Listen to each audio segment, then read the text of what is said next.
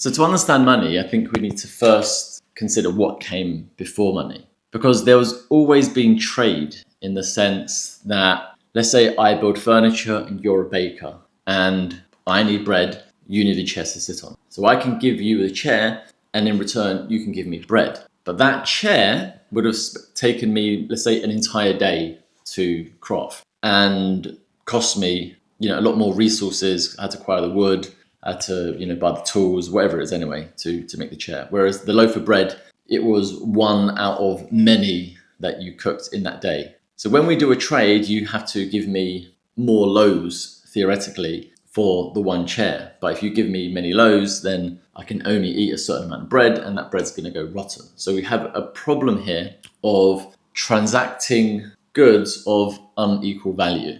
And one of the ways we did that is we started trading in gold. And obviously the chair would be, let's say, 10 gold coins, and then the loaf of bread would be 1 gold coin, as an example. The problem with gold is obviously it's heavy. So then the banks got introduced, and then the idea was like, you can deposit your gold with me, I will give you a voucher. There's also a security thing because people can steal your gold. So the idea of the bank was, you deposit your gold with me, I'll give you a voucher. When you want the gold, come back, give me the voucher, I'll give you the gold, or however much you need, we can deduct from the balance.